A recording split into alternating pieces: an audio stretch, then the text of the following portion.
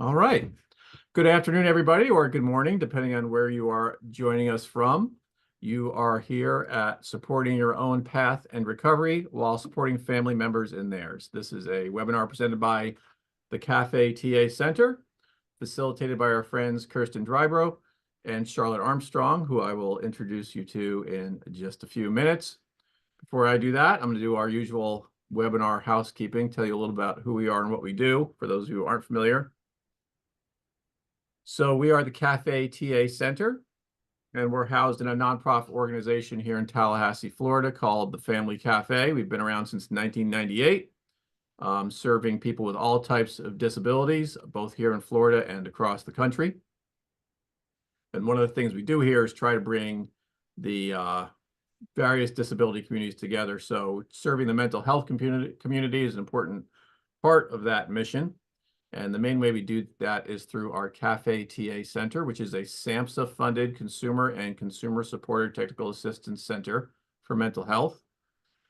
That's a little bit of a mouthful, but I will tell you what it means. Basically, SAMHSA, which is, of course, the federal agency dealing with behavioral health, has all kinds of technical assistance centers and programs. Many of them are either clinical in focus or are academic-based.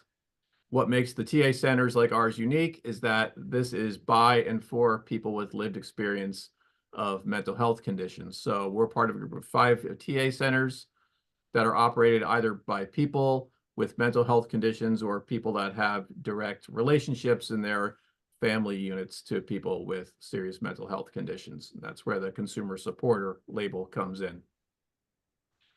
Like all good TA centers, of course, we have a website at cafetatacenter.net. A few things to know about that. First of all, you can find all of our programming there, recordings of all our previous webinars, all of our newsletters, resources, training modules, one of which we'll be talking about later in today's presentation. It can be found there at cafetatacenter.net. That's also where you can go to join our mailing list, which I certainly encourage you to do. It's a great way to stay in touch with us. And perhaps most importantly, that's where you will find the recording of today's webinar. It'll be right there in 2 places. One, the article that's about this webinar itself. That registration link will be a recording link afterwards.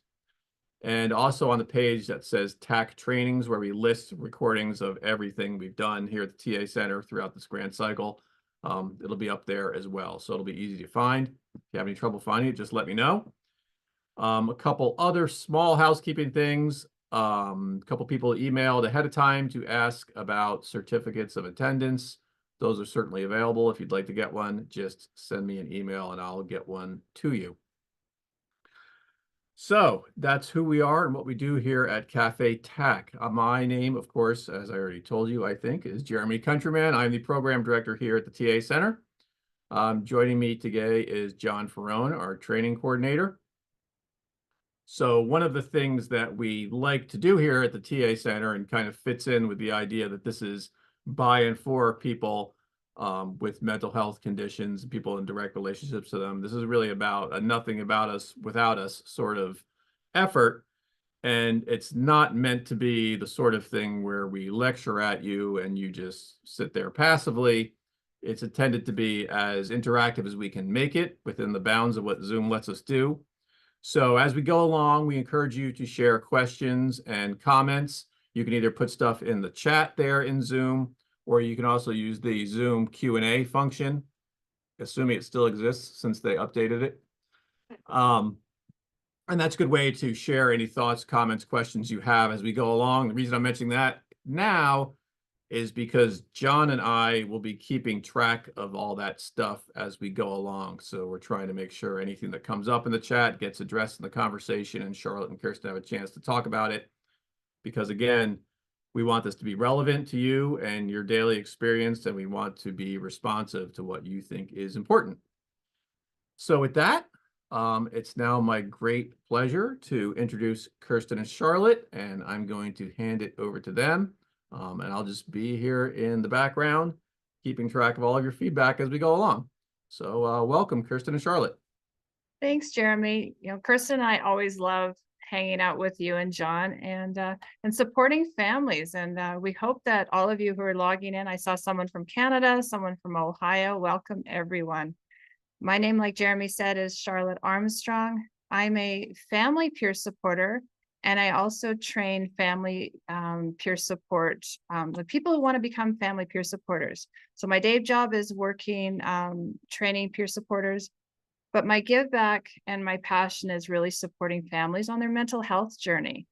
And I'd like to say I'm a mother of 2 resilient daughters who are living in wellness as defined by them. And they're happily on this road trip across the United States right now. And I'm getting updates daily, which really excites me. Because there was a time in my story and my family's story that I wouldn't have thought that this was possible. And Kirsten and I will share a little bit as we go along in our story. But Kirsten, I'd like to turn it over to you. Sure. Thanks, Charlotte. And thank you, Jeremy and John, for having us.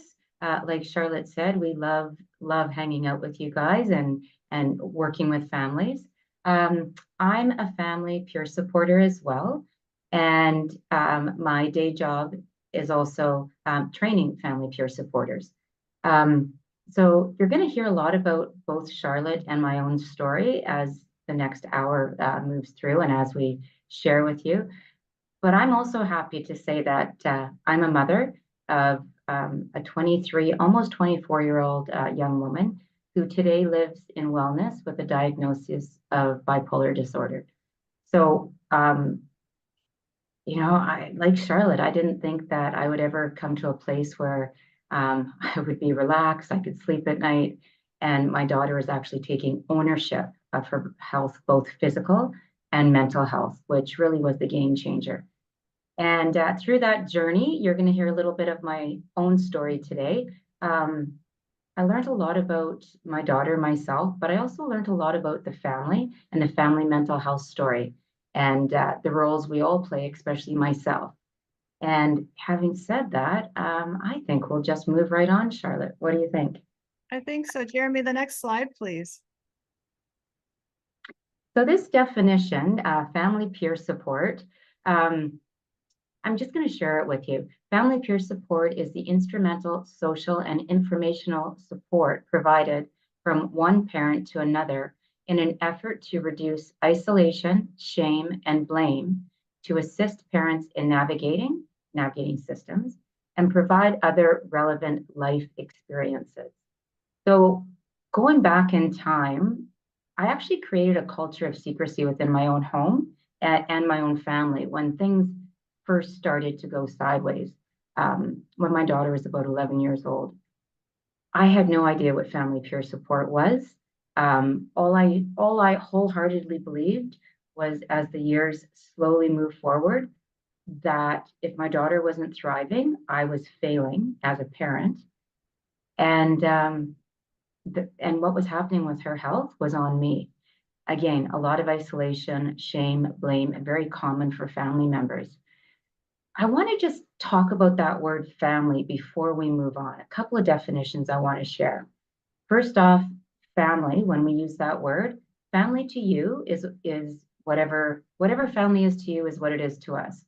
We're not holding that to a traditional model or a blood relation. We understand that if you have somebody in your circle that you consider family, that's exactly who we're speaking to and of when we use that word family. There's family of origin, family of choice. And also I want to talk about that word child. So we're going to use that word often over the next hour. And, a child is anyone in your circle, anyone in your identified family that you feel you have a parental role with. So again, there's no traditional model we're holding that to. And a child can be honestly 14 or 44 or 64. So there's no age limit on that either. So just to clarify that, I think that's really important as we move forward.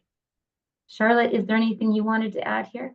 And in that SAMHSA definition, it talks about parents and how we define family peer support is thinking about that caregiver.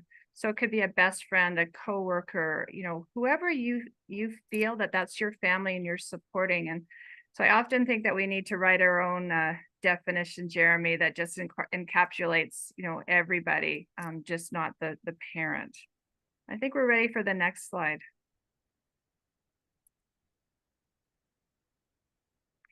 So we talk about the parallel process. And for us, what does that mean? It means, when one person in the family is struggling, it impacts every member of the family. But it also means that, we each bring our own mental health story, our own stuff to that collective family. And we're going to start to talk about what do we mean by the family's mental health story. But again, I always like to say it's not fair that we put all the focus on the one who's struggling the most. And what do I mean by that? Well, we all have our mental health that we bring to the family. We're all working on our things. And sometimes I remember back when my daughter was struggling the most, I wasn't taking the best care of myself. I was so focused on what was happening for her. And I wish if I could go back, I would have taken a little bit better care of myself so that those days when it was really, really hard, I had a little bit more in my toolbox to support me as I was supporting her. Anything to add, Kirsten, on that? Yeah, well, I'm a big believer in the parallel process. And, the parallel process, when we speak to that, and we will speak to that often, what I wish I knew going back in time, and both Charlotte and I, the work we do is often we think about the conversation we would have had, the us of today with the us of years back, right? And I really wish that I would have understood the parallel process, embraced that with the understanding that my daughter was not the one in our family that needed to do all the heavy lifting, needed to lean into all of the change, that we were all playing a role in what was happening in our family mental health story. And I sure wish I could have self-reflected on the role that I was playing. But again, I was very unaware of that at that time. So I hope this speaks to all of you. And we're going to talk a little bit more about it as we move along. So Jeremy, if you go to the next slide where we've got the objectives, what we're going to talk about in the next hour. So, the first point we want to start to dive into is what do we mean by this mental health continuum? And what do we mean by the family's mental health story? And I think of, we all have mental health, we all have physical health, and it's on a continuum from, we have some good days to where everything's falling apart. And I like that visual. The wheels have fallen off the bus and we're like, oh my goodness, I don't know what to do. But when I think back, when my daughter was first struggling, she was choosing coping strategies at the time that I would have labeled as bad or unhealthy.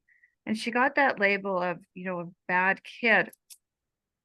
And I reached out to, teachers and counselors and my family, trying to make sense of what was happening in my family's, in her life. And, I think back of, all the different advices that I was given and how that played out in the days and weeks and months that came to be. She was labeled, this is a typical teenage angst, to, this could be a serious mental health issue. And how did I support myself as I journeyed through that? Kirsten, you want to take the second point? You bet. We're going to explore the family's mental health journey as individuals and the impact of personal influences within the recovery story. So, we talk all the time about the family mental health journey, the family mental health story. We all bring our personal influences, our past experiences. I know I brought my past experience of things that happened in my own home when I was younger to my current family mental health story. So if we can start identifying that, and we will talk more about this, we're just touching on it, but if we can start identifying our biases, what we bring in as individuals to the family mental health story, it is going to really aid as we lean into the recovery story. That's why we're here today. We're talking about the recovery story. And I'm going to leave it at that because I don't want to go on too much. Charlotte? And then we're going to start to talk about some, actionable strategies to support and understand each members of our family's recovery through the stages of change. But first off, we're going to have you take a look at what stages of change look like for you and your recovery story. Jeremy? Well, I always get a little excited when I see this definition. This is a definition that going back in time really, really spoke to me and was a bit of a pivotal moment about 9 years ago in my family's mental health story. I'm just going to share it with you. It's put out by the Mental Health Commission of Canada. The idea of recovery, this is, by the way, this is the family recovery definition. I need to share that first. The idea of recovery is approached from a slightly different perspective.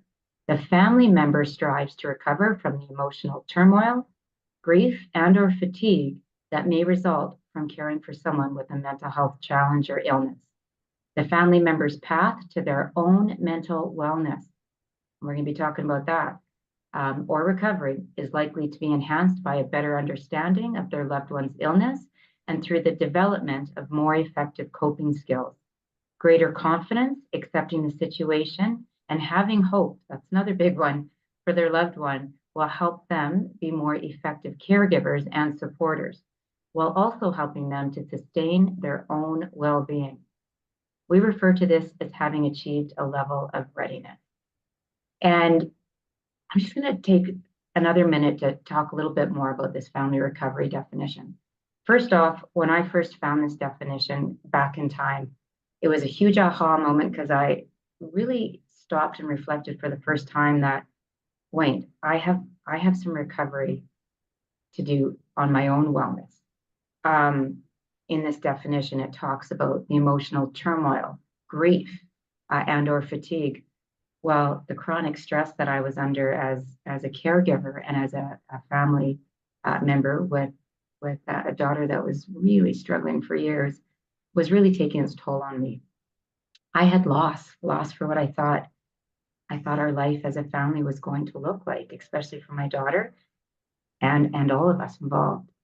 And the fatigue had really started to wear on my own physical wellness.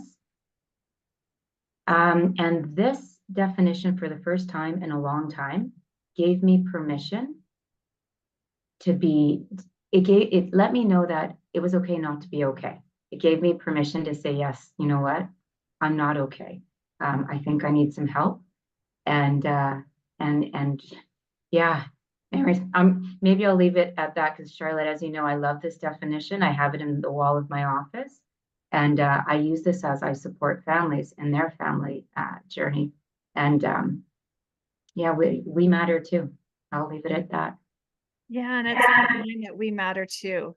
And if we can come together as families to support one another on our own mental health story, our own recovery, our own wellness, however that you define it, I always say we got a better shot at supporting our family member.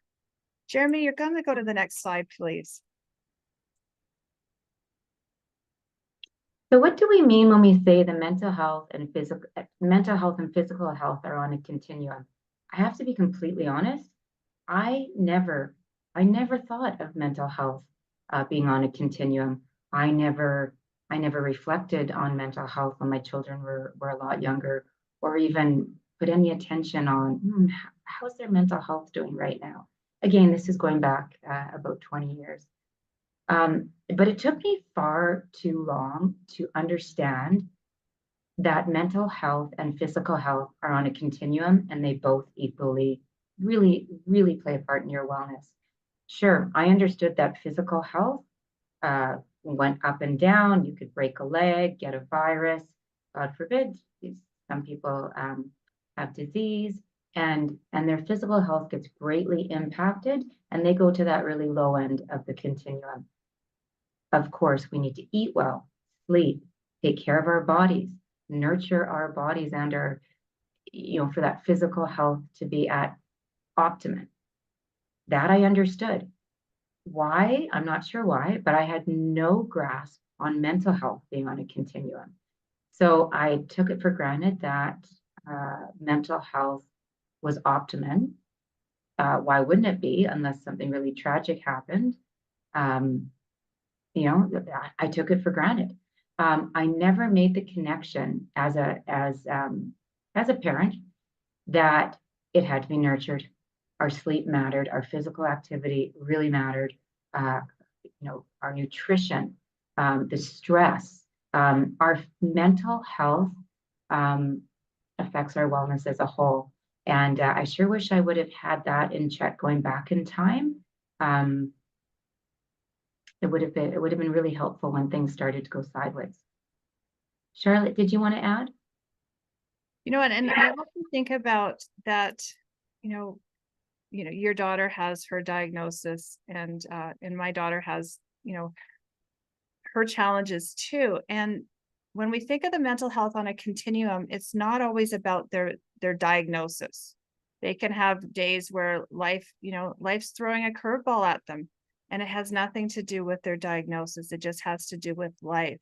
And I think you and I goofed on that, because often when our daughters had poor days with their mental health, we immediately jumped that it was something to do with their diagnosis that they had.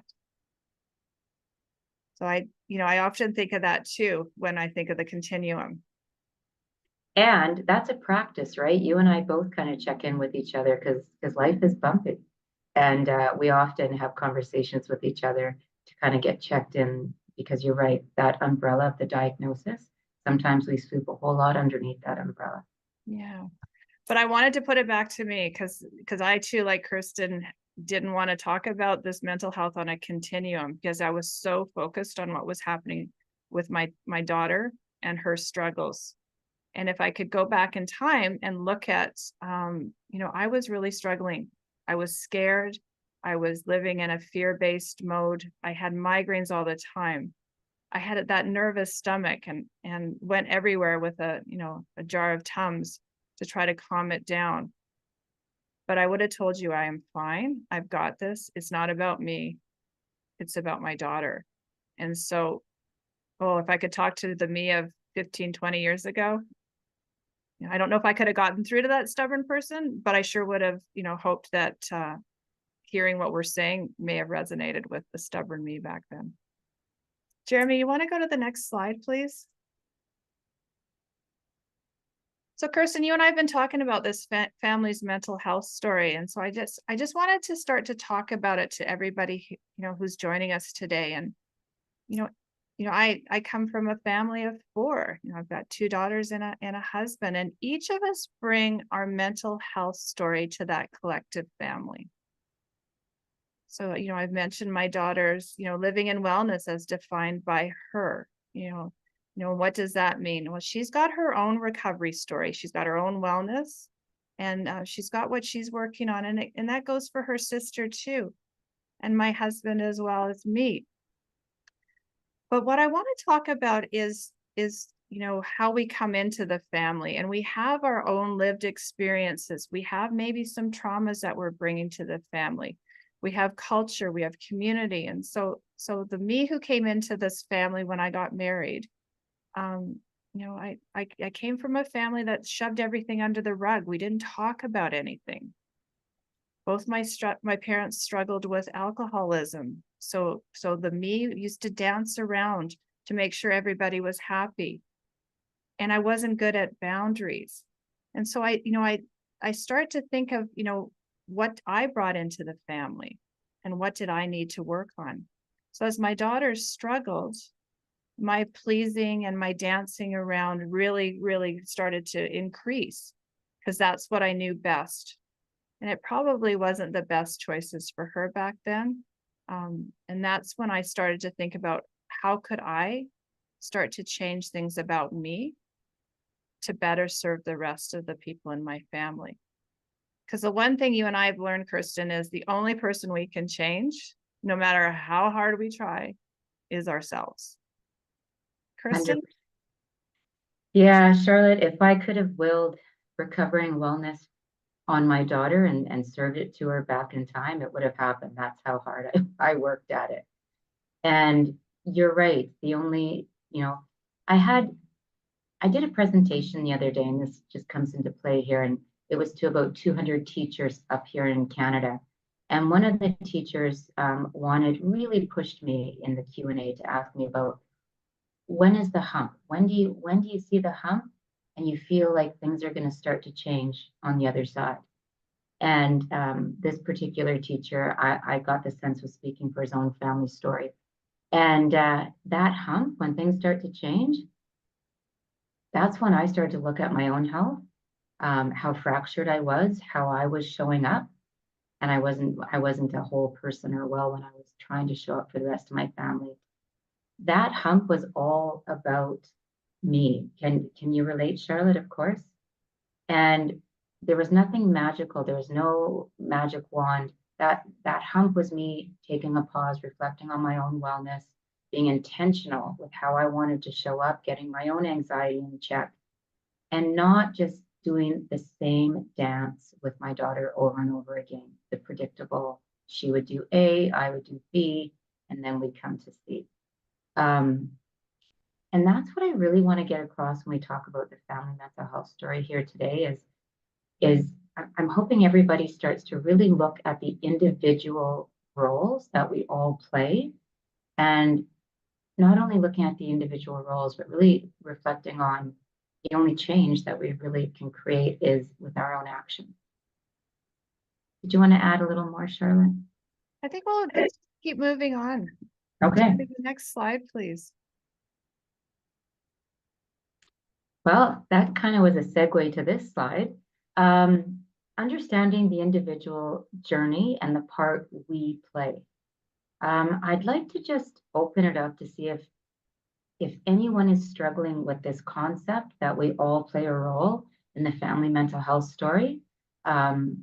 Just briefly in the chat, I'm just going to stick to this one question because we're going to save questions for the end. But before we move on and really dive a little deeper into our own recovery, and the recovery of our family, I just want to make sure that everybody is grasping what we're sharing.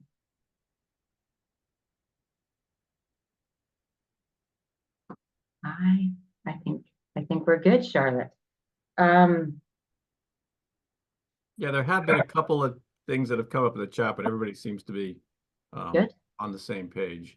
Keeping track of a couple of questions we'll bring up later that we can talk about. But yeah, I think what you're getting at is coming through for sure. Awesome.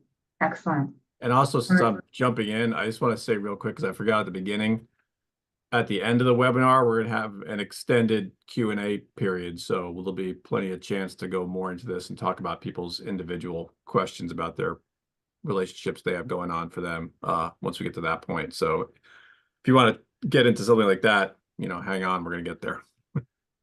Thank you, Jeremy.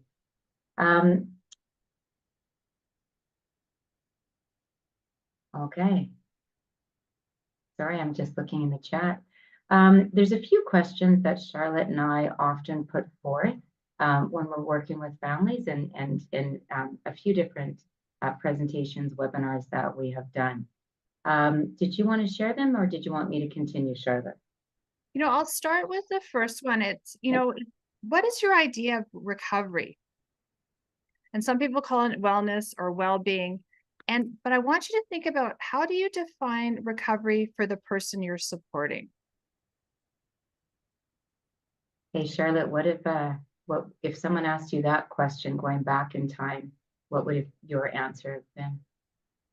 Well, I don't know if you all heard how I defined, when I said to my daughter was living in wellness as defined by her, and that's her taking ownership of her mental health. But back in the day, I wanted her recovery to look like this, back in school, and not only back in school, back on the honor roll, choosing healthier coping strategies, getting rid of some of her, her friends that I didn't agree with.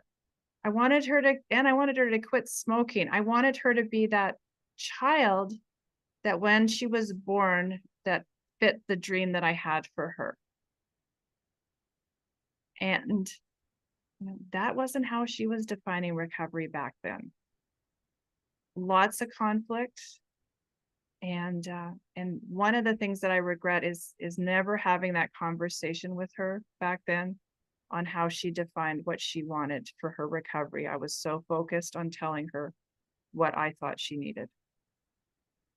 You want to take the next one, Kirsten? Correct. And that brings us to question 2. Does your idea of your person's recovery align with theirs? And have you ever had this conversation? And this is a question that typically when we put it out there, I'd say it's about 50-50. Half the families we work with really haven't had that conversation, especially if the child is, under 20. But, understanding what their idea of recovery looks like is so pivotal in how you're going to show up and support that individual. Going back in time, my idea of recovery certainly did not align with my daughter's idea of recovery, and I certainly never asked that question. Again, that's a little bit about the conversation of the me of today would have had with the me of a number of years back would have been really, really helpful. And the last question we're going to ask you is, can you be in a place of recovery even if the person that you're supporting is not? So I want you to think about that. And Kirsten, I like to share that one of our slogans is, bumpy is good, because we are going to have those ups and downs in our family's mental health story. And if we have had a chance to work on our tools of supporting ourselves, we have a better shot of getting through those times, when it's a little bumpy. And we have a better shot of supporting not only ourselves and the individual, but our entire family. Going back in time, absolutely, the deterioration of our own wellness, I was not showing up the way I wish I could have. And that plays a part in the family mental health story as a whole, 100%. Jeremy, we're going to go to the next slide. So we've put up this slide, and it's called, it's a stages of change model. And in the inside of it is the clinical definitions of these different stages. And we've added some more, common wording, or as we call it, more pure language, in order to start to understand what this might look like in your world. And stages of change is not always about mental health. It's about any time we're making a change in our life, and these are some of the stages that we may or may not go through. And for some people, you may go through them quickly. Some people may go through them slowly. Again, it's very personalized to you and the change that you're wanting to make. And for this webinar, and on this slide, I want you to start to think about a change in your life. And I'm going to talk of a story of the me who wanted to start to take care of herself. And what did that look like? So the pre-contemplation, I'm not aware of a change. So when I talked about when my daughter was struggling the most, I was popping Tums, had a nervous stomach, and I would have told you, I'm good, I'm fine, I got this. And I didn't. So then I started to think about, maybe I need to start taking better care of myself. What does that look like? So my friends were all saying, well, why don't you, exercise? Because that might help. So I started to think about, okay, maybe exercise. Should I go to the gym, yoga, meditation? What does that look like for me? So I'm just thinking about it. And then you start to go into, okay, I'm ready for a change and a plan. So I Googled hot yoga. That seemed to be a fit. And I started to do it. And I became going every day, became part of my routine. And then I fell out of yoga. So some may call that a relapse.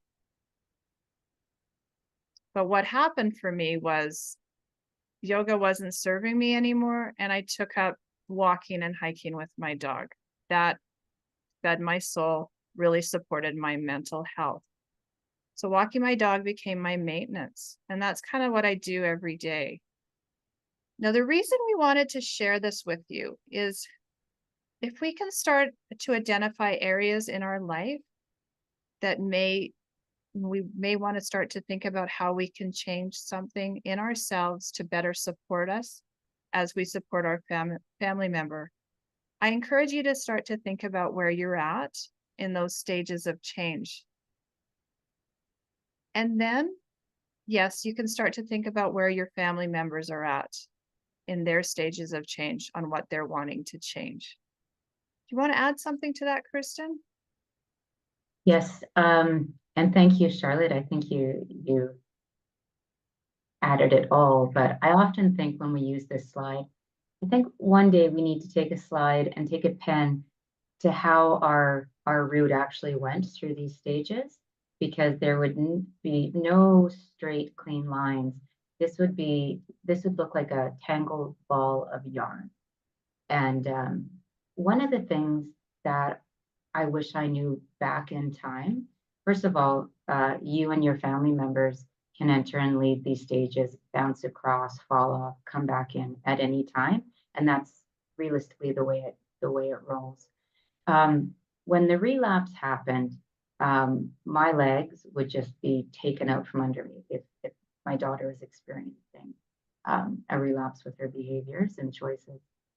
And I wish back in time I could see the relapse. I wish back in time I could have nurtured my own wellness to a place where I was whole, and I could see a relapse as more of an opportunity and more of something that eventually is typical in most of our stories.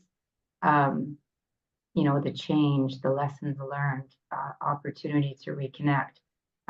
Not a bad thing as we label it. I just wanted to point that out. Going back in time, I'll tell a quick story. My daughter was in a treatment facility, and it was time, just a few weeks before she was being discharged to come home. And we were sitting in a family group, and the therapist at that time for this group was asking all the girls what they were most fearful of with leaving and going home and getting on with life. And they were all afraid of messing up, screwing up, doing something they shouldn't. And then this therapist also, after went around the room, said, well, I want you to just let that fear go, because it's going to happen to every single one of you. No one's going to be perfect. And I remember as a parent at that time thinking, what are you talking about? What do you mean? We put all this work in for months and months. But that was the first time that concept was shared with me. And it's something that we should not be so fearful. Or I shouldn't tell you, I don't mean to shit on you, but it's something that I wish in my family story I wasn't so fearful of. And I recognized it as an opportunity for some growth as well. And I circle back as well to, supporting our daughters as they were going through stages of change on different ways that they wanted to support themselves. So I remember, my daughter thinking, I want to try this now. And everything inside of me was like, oh, I don't think this is going to work. And I wish that I could have gone back and supported her resilience to take a chance to see if that was a fit for her, and not just expecting that relapse was going to show up and see, I told you so. Because that often was what my messaging was to her. Why did you even try when I knew this was going to happen? Because it really was about allowing. When I say allowing, I really wanted to nurture her resilience and her taking ownership of her mental health and trying something different. Because when she started to try things different, she found what worked for her. Like I said in the beginning, she's living in wellness now, and I didn't think she'd make it into her 20s. I really didn't.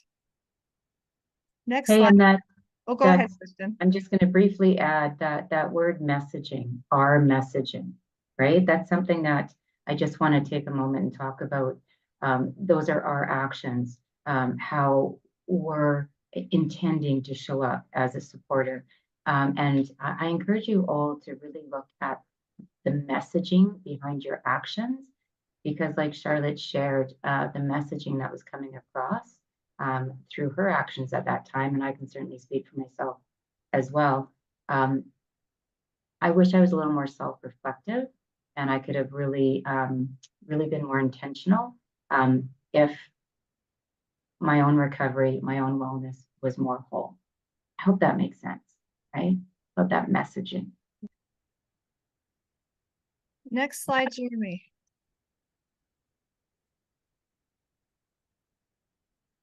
So we want it, this is another, again, this is just another tool for you to start to think about where your family is at. And, you know, for us, like the stages of change, we start to think about where we're at in our family's story. And Kirsten, you're going to start this one off, and I think I'm finishing. You bet. I'm going to speak to this one a little bit with my own family story as well. So when we look at the top, you know, that suspicion that, you know, is something wrong when you first are having those spidey senses, and your gut saying, you know, something just feels off balance with my daughter, and I'm starting to see kind of some darkness was creeping in. I encourage that that spidey sense, that gut is so powerful. I hope we never stop listening to that. And that's what we're talking about with the first point up here. Moving on, that diagnosis. Well, that diagnosis, whether it was something that you know, a self-diagnosis or self-identifying with within your home, or putting that diagnosis. You know, I think my spouse is depressed. I think my child or my sibling is depressed. That's what we're talking about here. And if we can just take some time to think about how that's showing up. I know back in time when we moved on to the adjustments, I got kind of caught on the diagnosis because I was pretty sure that if I worked really, really hard and I found the correct diagnosis, that I could get her in front of the right team of people who would then fix the diagnosis. And then we could get on with life as we had planned and I had always expected it to be. That didn't happen in my family story. I went on to the adjustment, and that's when you start to think about, okay, we need to adjust our lives. We need to adjust how we show up for each other in this home. We need to start making some adjustments within our family. And with those adjustments, you know, we talk about that grief that happened in the family mental health story. That kind of crept into my own story at that time. And yeah, I'll let you continue on here. You know, and so when we start to think about, and thanks, Kirsten, that management stage, and this is where we tend to go either enabler or, you know, or that advocate role. And so what do I mean by that? You know, are we supporting our family member to look at their own wellness and define their own recovery? Or are we just, you know, doing for them? Are we stepping into that role where if they do this, we do this, you know, like that dance that Kirsten and I were talking about. And again, the only person we can change is ourselves, no matter how much we want to start to will it to change for our family member. But I know I hung out in this management stage with my upset stomach, with all that fear that something was really terrible going to happen. And I proudly was that enabler. I did whatever she needed at that moment to get through that moment. I was her whatever she needed. Wasn't doing great at work, wasn't doing great with my friends, but that's just where I was at. And then this purposeful coping. That's when I started to take a look at my own well-being, my own wellness, and started to make changes for myself. I also started to give the message that you've got this, Sarah. You can do this. I know you have the tools within you. And I really started to support her on her journey. Now I'm telling you that it wasn't all easy. Bumpy is good through this purposeful coping, but that's when I took ownership of my own mental health, my own physical health. And she was watching change with me. And so were my other family members. They're like, what's going on with you? And I was like, you know what? I got to take ownership and make some changes within myself. So what happened next was she did take ownership of herself. And the house that we had bought, where we thought she was going to live with us forever, she announced one day that she was moving. Couldn't believe it. I honestly, I couldn't believe it. I had to sit in my discomfort and support her on that. And she ended up moving out of our city. And then she ended up moving out of our country. But she's living in wellness. Again, I'm going to say, as defined by her.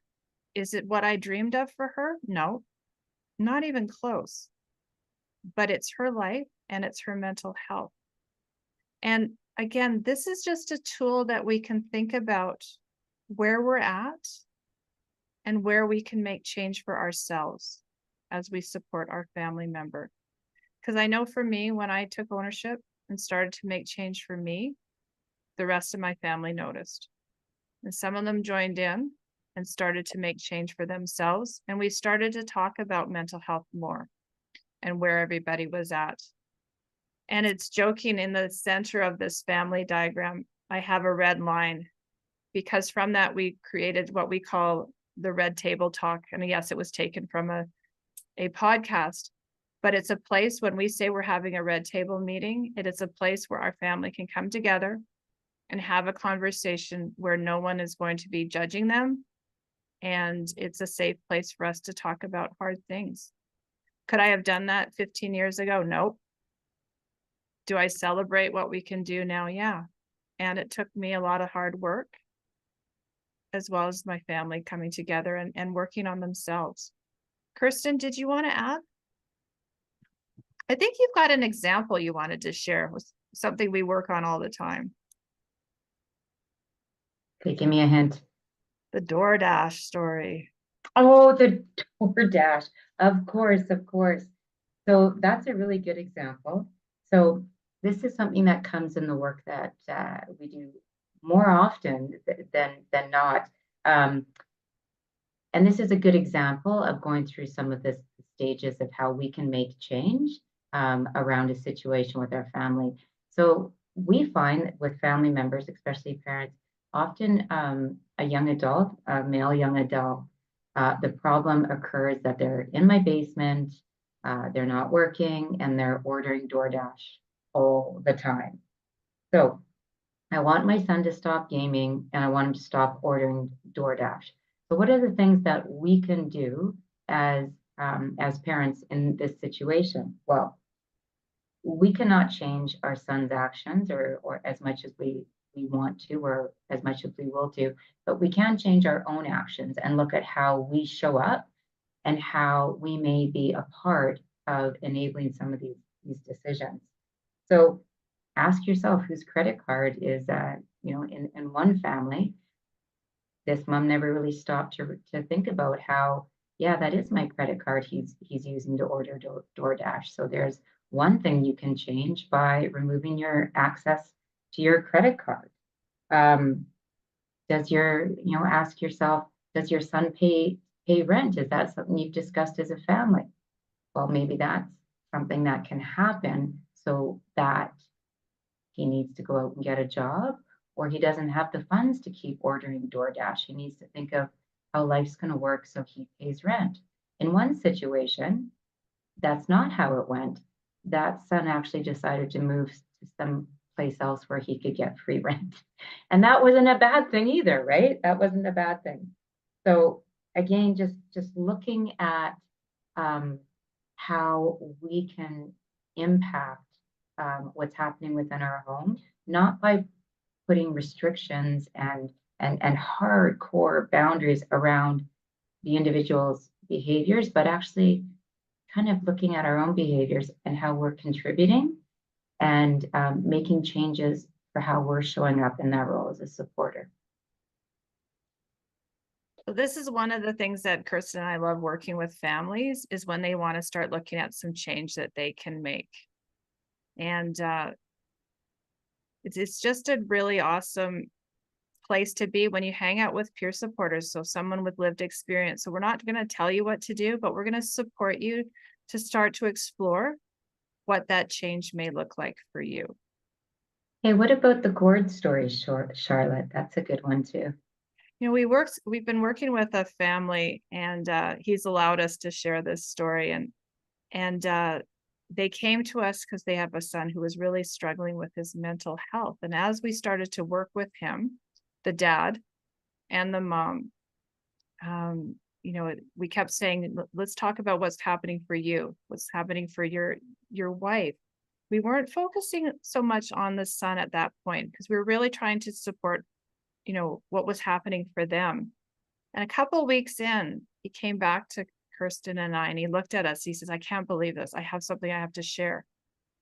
This isn't all about my son. This is about me too. And when he had that realization, he started to work on himself. And what a change we started to see in that family. Thanks, Charlotte. Can I interject a quick question that somebody brought up in the Q&A? Can you give a definition of what purposeful coping is?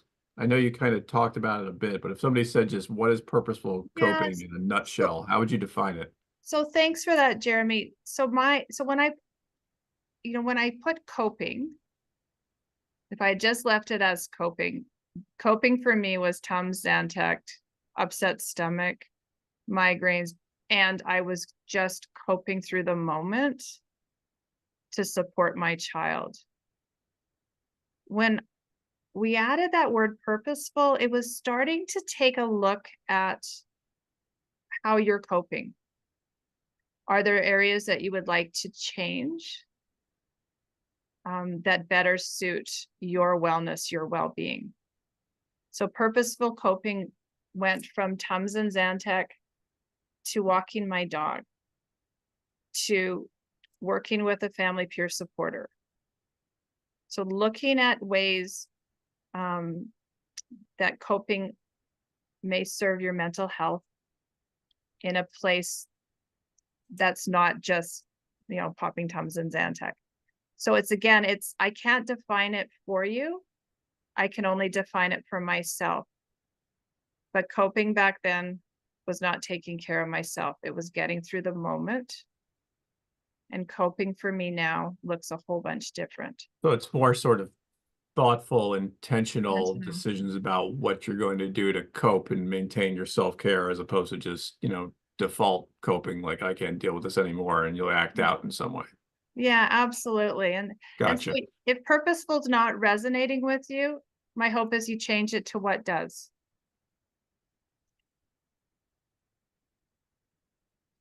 I think we're ready for the next. Oh, there you go. Thanks, Jeremy. So my hope is that you take some time, and we're going back to these questions that we've asked already. But our hope is you take some time after our webinar and really kind of chew on these questions and how they show up in your own world.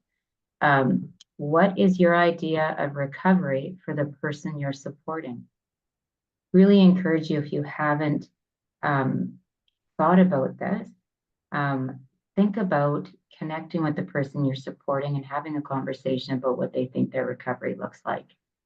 Does your idea, You know, and oh, sorry, Kirsten. And then thinking of the stages of change, and maybe you can identify where they're at.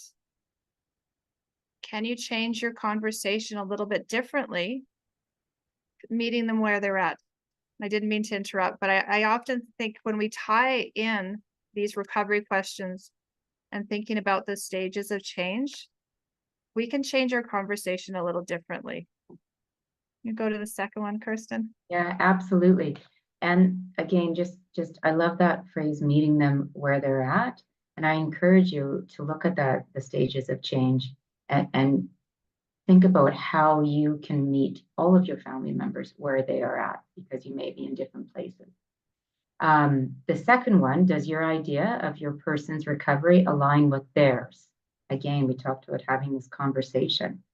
You know, it's something that's so valuable in your role as a supporter, and for you to show up as that positive supporter. And you know, this is a conversation that I think is going to be really hard for you to show up as a positive supporter if you do not have this conversation. The last one is, can you be in a place of recovery even if the person you are supporting is not? And this, out of the three, is the one that we find most controversial, or comes up, gets chewed on the most within the groups that we work with. And I can answer it for myself. And yes, I can be in a place of recovery because I have my own path of recovery that I need to walk within my family mental health story. It took me a really, really long time to grasp that. And it's still sometimes it's a hard practice to maintain, especially when things get difficult within our home, because it's not perfect.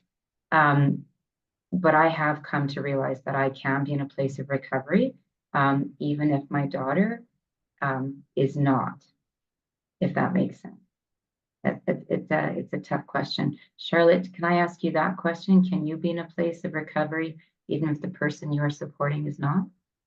And I can say yes, and it still takes some work when life gets a little bit hard. And we're going to start to talk about this in the next bit after we get into the Q&A. It's thinking about that purposeful coping, or however you define it. Do I have tools in my toolbox to support myself when life gets a little bit hard? Yeah. And I think we're just going to move to the last slide, and then we're going to start that Q&A because I know we're at the top of the hour. Kirsten and I always love to share this slide and the one that follows. And Kirsten, I know you wanted to start this one off. Yeah, I love this slide. We have our own recovery and our own path. I spoke briefly about that family recovery definition speaks to it. It's a path that when I did start to recognize my own recovery, that I knew I could only walk it alone, and I had to do the work on myself. Charlotte. And the second one, we have the right to feel safe in our own home. So starting to take a look at that. We have the right to say no. And I can tell you, going back in time, I would have to take a big breath if I was about to say no, because that could end up in a really eruption in my home. But I want to remind you all that we have the right to say no, as hard as it is at times. And this one was a hard one for me. We have the right to our own boundaries. Like I, told you earlier on, boundaries were hard for me. And I do have the right to have my own. And we all have our rights. Kirsten? We have the right to our own support system. Again, I spoke about that culture of isolation and the shame and blame that can happen with family members. We have the right to our own support systems, our own family support. I encourage you to really, really lean into this one. And the final, we have the right to not fix, save, and solve, but instead support, our family members' empowerment and their own recovery story, however that looks for them. This one is one that Kirsten and I were born fixer, saver, solvers. And this is one that we work really hard on. But once we stop trying to fix, trying to save, and trying to solve, but in support the empowerment of our child, that's when we started to see them take ownership of their own recovery story. And one of the things, I just want to touch on that last one too, people often use the word rescuing, and we talk about the messaging. Charlotte, did you want to speak a little bit to the messaging that would come when we would go into our roles of fix, saving, and solving? Yeah, so that, fix, saving, and solving, or some people use rescuing. So when we would swoop in and try to save them, the message that our daughters were getting was, we don't have the tools to do it ourselves. Mom's got to come in here and do all the heavy lifting. And they started to believe that that was not possible for them. And once we started to change that narrative, that they had the power within themselves to find what they needed to support themselves, it was a game changer. That's the one I sure wish I learned a lot earlier. Jeremy, and then our final slide, and then we're going to start into our Q&A. Give ourselves grace. You know, self-care is not selfish. And our self-care is a gift we could give ourselves and our entire family. And my favorite one is we do the best we can with the tools we have. And when we know better, we do better. But most off is we matter too. So Jeremy, I think we're ready for a Q&A. So I know there's some questions. Oh, Yeah, sorry, and you wanted to go here. My apologies. Yeah, just real quick, because I know some people only had an hour available, so I want to touch on these couple things before I do any questions. First of all, on a TA Center website, there's a set of modules that Charlotte and Kirsten developed for us that are available in that same place. You can find a link to it on that TAC training page. The Supports for Family series, it talks about a lot of the things we talked about today, and it talks about stuff beyond that. There's a set of 5 modules. Each one's accompanied by a video. You can kind of return to it, do it in a self-paced way, download the whole thing, jump around. But that's all available on our website. So this is a topic that, if this is a topic that's of interest to you and you want to know more, please do go check that out. One other thing I wanted to tell you about is that we have a little bit of funding set aside to allow Kirsten and Charlotte to do individual support with people. So if after today's webinar and our Q&A conversation, if you'd like to have a chat with either of them about things that are going on in your own personal situation and do that one-on-one, we do have the ability to provide that to you. So all you would have to do is reach out to either Kirsten or Charlotte directly, or if you want, you can reach out to me and I can help you coordinate all that. But we would love it for people to take advantage of that, because, you know, where do you get free one-on-one support? It's not something you come across very often that's readily available. So if you're interested, please do check that out. Okay. So those are my 2 little plugs for some of the extra things we have going on. Now let's talk about questions. So I wrote down some as we went along. And I'm going to go in no particular order. The other thing is, I just like to remind everybody, and I know a couple of people have done it already, if you want to put something in that Q&A function, which apparently Zoom still does have, they just moved where it is, but I found it, or just put something in the chat for us to bring up, we can certainly, you know, address things that way. So the first question is, this is kind of a simple one, but an important one, because a couple of people asked it. How do you become a family peer supporter? And I know this changes based on where you are. So I had one person specifically asked about, oh, you know, how does this work in Canada?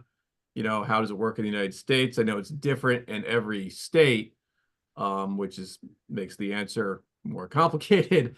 But if somebody thought, oh, this is a really cool thing, and this is something I'd like to get involved with, where would they start, and how does that process kind of work? You know, great question. And thank you, whoever put that out there. I was just 2 weeks ago at a conference in Oregon. It was called Peerpocalypse. And there was about 1,000 peer supporters there and 5 family peer supporters out of the 1,000. That's all we were. So it's a growing field. I'm always excited when families and people wanted to join on the family mental health side, family peer support side. Jeremy's right, it's different in every state. And if you're having difficulty finding information in your state, please reach out to me, because I work in many states across many different states. And I think I might be able to find the answer depending on what state you're in.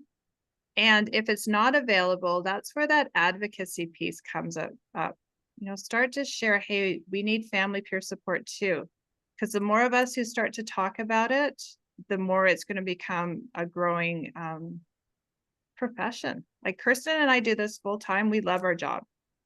And I know of several family peer supporters who love their job too, and it's a career.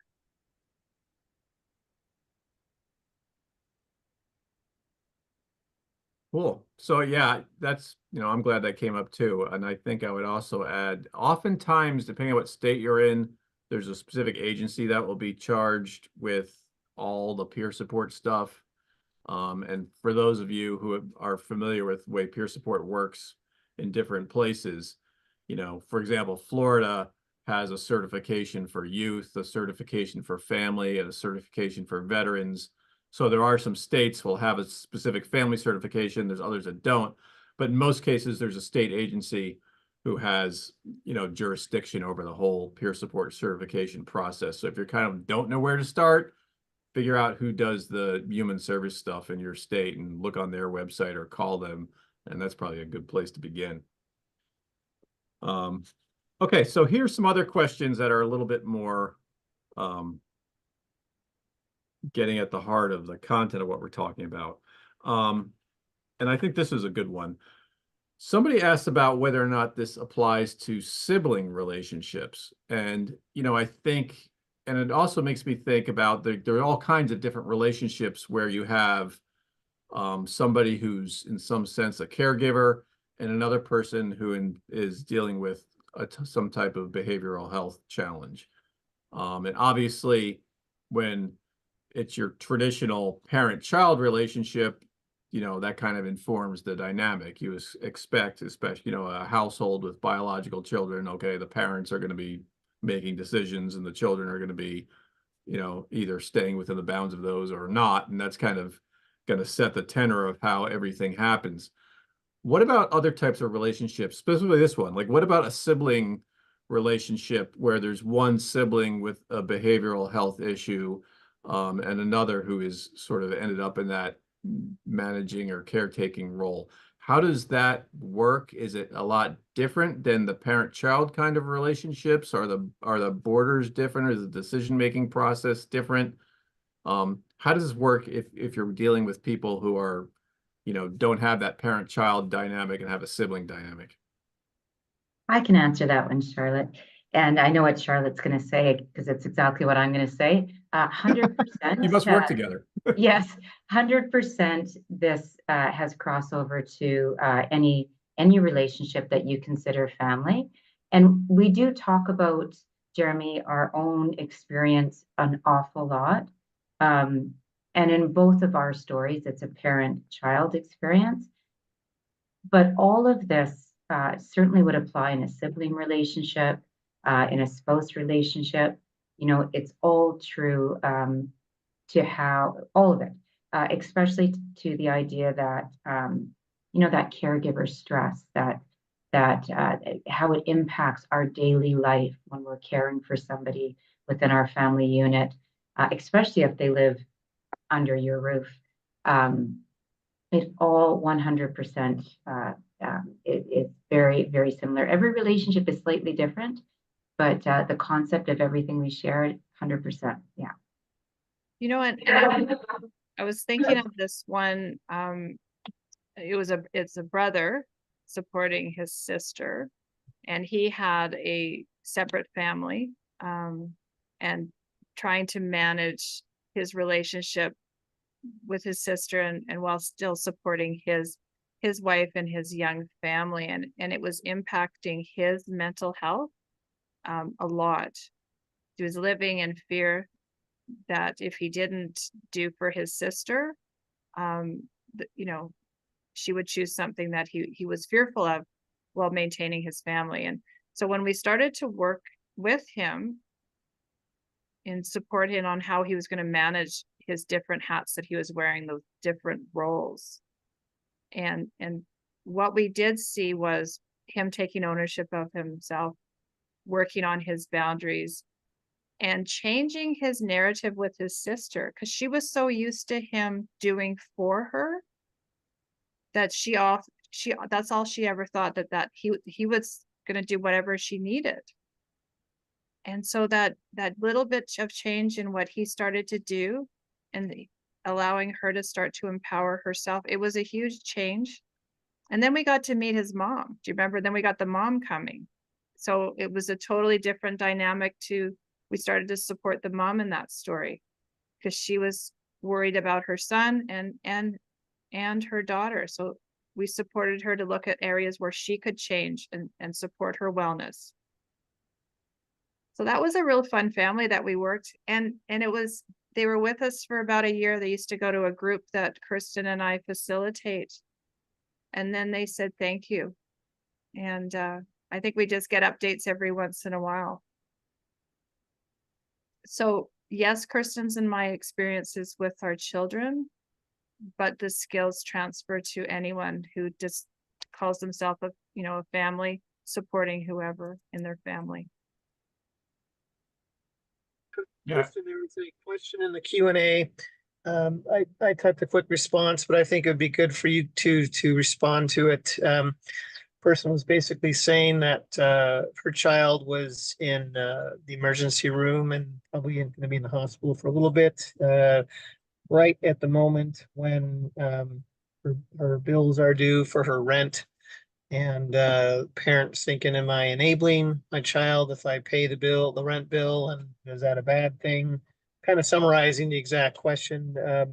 But just in general, if you can kind of talk about the idea of kind of choosing the right time for, whether you want to call it tough love or giving yourself permission to let go or that kind of stuff. I mean, sometimes in the middle of a crisis may or may not be the right time, but if you guys can talk about that, that'd be great.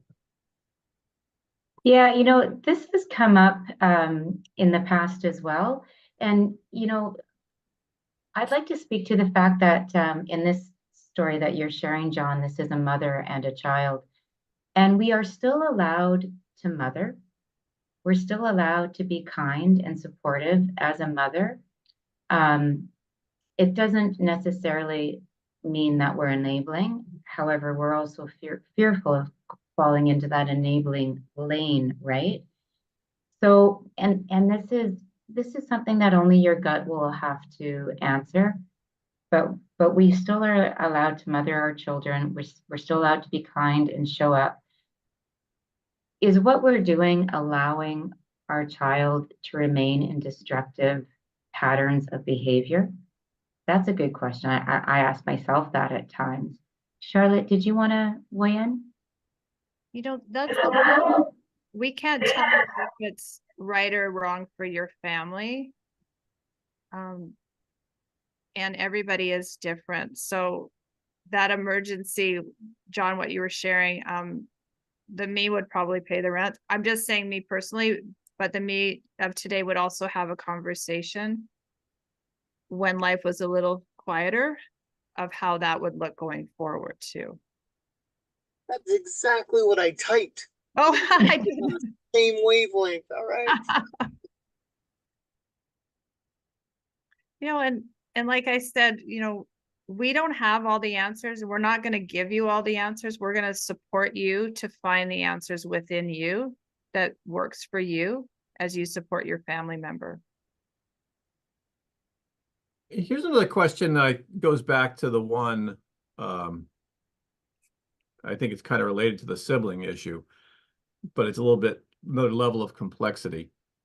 What happens in a family dynamic or, a family of choice dynamic when there's multiple people in the caregiving role and they don't agree about the path forward or, what needs to be done? Like, for example, one wants to be very strict and say, oh, we're going to have, a bunch of boundaries around how this person's allowed to behave and whatever. And the other person's saying, we're going to let them, explore what recovery means for them and give them more autonomy, just as as one example. But generally, when you have some level of disagreement or conflict in a family unit with multiple caregivers, how do you manage that complexity? I know, not an easy question. I'm sure one that's different every time you run across it, but any thoughts would be helpful. I jokingly said I'd love it if they would come to a group, because you're meeting people at different stages of change where they all are having they're defining recovery for their family member, each of them have their own definition. And so when we start to have conversations of what that looks like in a safe and non-judgmental place, that's often when you're going to see change with the other family members. It's hard if they're making these choices and I'm going to say staying in a bubble. You know, this is what we've always done. You don't agree with me, I'm going to do this and that. It's just when you can start to expand your horizon and start to see how other families are doing it. So and I'm going to go back to the only person we can change is ourselves. And so, yeah, my daughter's dad and I had very different opinions on how we wanted to parent her. And a lot of that stemmed from his upbringing. He wanted a hard and fast line on, you know, toughen up and, you know, you just got to soldier through. And I was a little bit wishy-washy on my boundaries. And so you had that hard and fast and then the wishy-washy and we disagreed the entire time, and the impact it had on our daughter was tremendous, because she knew if she went to one, she would get this result. If she went to the other, she would get this result. And it wasn't until we started to really take a look at, were we serving this best for her? Was this the best for her recovery story?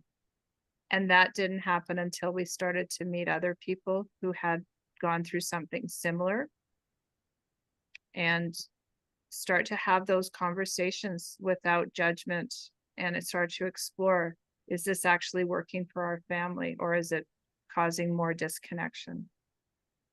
Kirsten, do you want to add? Yeah, I'd like to add Charlotte's story is a little different to mine. My husband, in my family story, my husband and I were very much on the same page. However, my older daughter absolutely got dragged into the role of a caregiver, and that had a really negative impact on my own family story, in the sense that I wish, going back in time, my daughter, who was, 19, 20, 21 at the time, my older daughter, I wish my messaging to her was, hey, you know what? Your dad and I've got this. This isn't your burden, and I don't want you to worry about this. We're doing the parenting. I just want you to take care of yourself.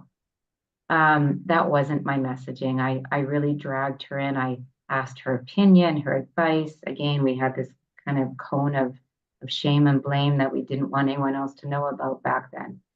So, I want to look at the stages of change for all the family members and how they are all impacted. And looking back in time, because of my own fractured wellness, I leaned really hard on my oldest daughter. And I wish I could have changed that. And we talk about that quite openly now. And I did get to a point where I did make a change. But the resentment that happened within herself towards her sibling was something that she continues to work on keeping in check. So there's lots of facets to that. But our role as a family peer supporter is to listen to anybody who in that family who wants to chat with us too. So the one who has this one way of doing it, the one who has the other way. And our job isn't to tell them what to do, but to support them to see how their actions are playing into that family mental health story. And is it best serving the entire family, or are there places that you want to make change? Like the Gord story, when we go back to, he had his way of parenting. This was the way. And then when he started to make change for himself, it was an amazing story we watched, as their family. Does their son still struggle with his mental health? Absolutely. Is life bumpy for them? Yeah. But he's got a lot more ways of supporting himself now to get through those hard bits. This is a question that came up earlier in the chat when you were doing your presentation. And I feel like it's sort of in some ways related to the question about what happens when there's disagreement in the family unit if there's multiple caregivers. But maybe it adds another layer of complexity, which is this. The person who made the comment in the chat was talking about the fact that they keep running up against different family members' traumas and sort of mental health triggers in the process of trying to work through supporting the recovery of the one person that's kind of the focus in the family that has, you know, the pressing SMI or diagnosis or what have you. I'm just curious, first of all, is that common? Like you see things, or people will get into this, they'll think, oh, this is just about person X who has diagnosis Y and they're the issue and we're going to figure out how to worry about their issue. And then you get into that and start peeling that apart, and then you start to realize, oh, this caregiver has this trauma and this sibling has this other trauma and the other caregiver has this trauma, and all these things are kind of, you know, setting each other off and creating all kinds of places where they bump up against each other, and it becomes really messy. I'm kind of curious if that's a common thing in family peer support, because, you know, you start peeling the onion and all kinds of stuff gets discovered. And then, of course, the second half of that is, how does one manage that? Like, do you have to, I know we talk about a parallel process, and the context in which we were talking about it earlier was like, oh, the caregiver has to think about their own wellness and their self-care while the person with the mental health condition is working on their recovery, and you can be in different places and you can go at different speeds. And that seems like sufficiently complicated. What happens when you have, you know, 3, 4, 5 people that all have different parallel things going on and they're all in different places? You kind of have to have one conversation about the family as a unit, and then 4 or 5 different individual conversations about what's going on with each person? Or do you take turns who you're focusing on, or the different people have to go off and, you know, get to a certain point individually before they come back together and work as a unit? How do you kind of manage that kind of dynamic when it gets that complex and everybody has that number of things going on? I'm going to say come to group, but Charlotte can add on to that. It seems like the universal answer. Yeah. You know, it's interesting in families. I remember early on in my daughter's story, and I was reaching out to my parents and my aunts and uncles, and everybody had an opinion on what kind of treatment or supports my child needed. And it was all through that lens of whatever their past experiences was, and what they thought was best for her. And I remember some were very adamant that she needs to go to this, she needs to do this, and there was no place for conversation, and it caused a huge amount of discourse in my family. And at one point, a lot of family members were telling people that my head was in the sand, and, you know, I didn't know what I was doing, and, you know, I needed help too. And the reason I bring it up is because that caused even more of me feeling like I was on an island, more shame and blame.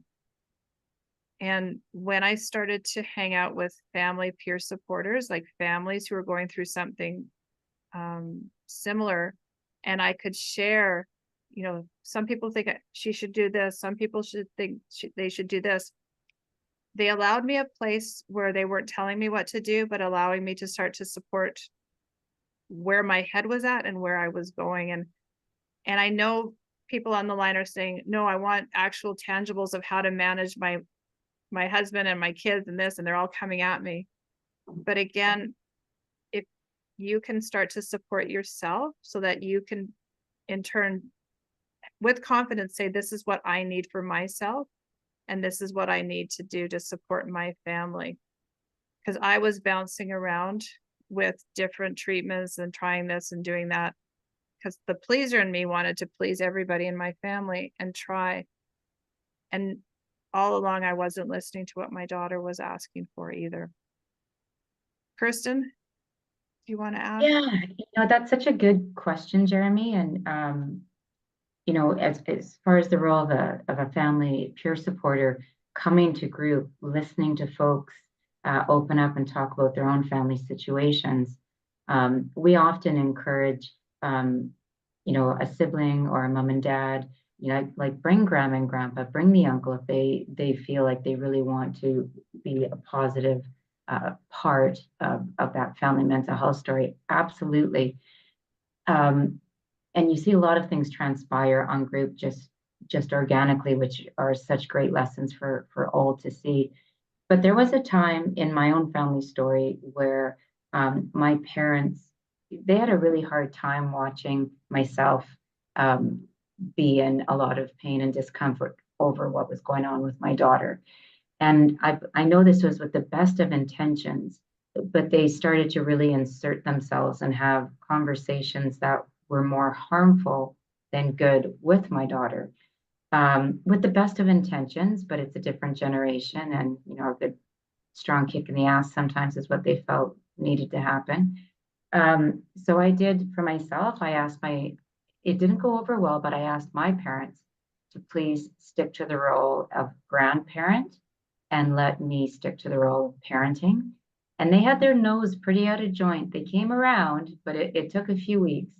But for myself, that's something that supported me as I was trying to show up for my daughter. Yeah. And then I just finally, Jeremy, in some cases, if two family members come to talk with Kirsten or myself, and they're very much at a different place, and they want one-on-one peer support, we end up doing them separately so that each family member can be heard and supported, instead of trying to play that, whatever you want to call it, like I can't support one and the other when they're arguing. Mediator is the word I was looking for. So Right. often in those cases, we end up working separately. And then if there's a point where they want to come together and have a conversation of how they can come united and go forward, Kirsten and I would, if we were invited, would go with the one we were supporting at the time and support that conversation. But we never get into that role where we're trying to manage two personalities coming at each other. Right. Cool. Hey, and I'm looking in the chat and I'm seeing how it's a couple of comments about how families can be so critical. Come hang out with some family peer workers. Like that's, I encourage everybody to connect with family peer workers. Sometimes that's exactly what we need instead of all the critics outside of that. Yeah, I think that's a great point because the most important word in family peer support is probably support, and that I guess the kind of dynamic you're talking about where you have people, competing and arguing and what have you is exactly what we're trying to diffuse when we're doing peer support, because we want everybody to be heard and validated and feel like what they're saying is being taken in by everybody else in the room. So I'm glad you made that point.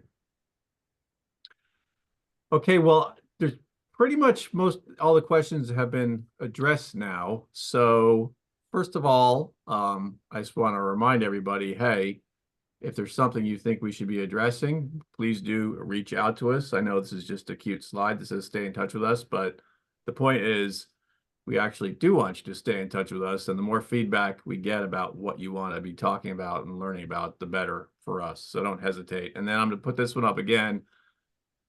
This has Kirsten and Charlotte's email addresses. I know it's kind of a pain in Zoom. It won't let you copy and paste stuff from it exactly. Although I think John did figure out how to do it from the chat earlier. But just remember, if you miss something, you're like, oh, how do I find that person? Just reach out to us, CAFÉ TA Center @gmail.com. You can go to the CAFÉ TA Center website and get to us that way. So if you miss copying an email address, don't worry, reach out. I'll help you out. And along those same lines, of course, you're going to be able to find a recording of this on our website. It's going to be both in the article about this webinar and in the TAC trainings page. And I'm going to get that put up there this afternoon before I go home. So again, I just want to thank Charlotte and Kirsten so much for their time with us today. Thank you. Well, thanks for having us, Jeremy, and nice seeing you, John. Thanks for having us. Always an honor and a privilege to spend time with you all, and reach out, all of you out there. Kirsten and I are always happy to have a conversation. Yeah, as I said You're welcome. earlier, that one-on-one time is available. So please, if you'd like to, do take advantage of it. I also saw one person in the chat just asked about the slides. If you'd like a copy of the slides, just email me and I'll send you one. That's no problem. I'll turn it into a PDF, so it'll be easy to send out to people. Jeremy, is the are the slides available on the website when this gets posted as a recording as well as like a separate PDF? No, but in this case, because so many people asked for it, I'll probably put it up there. Okay. I just have to turn it into a thing and create a link for it. So I'll do that as well to make it easy. All right. Thanks very much, everybody. And we'll hope to see you again soon. Have a great day. Thank you. Stay well. Yeah.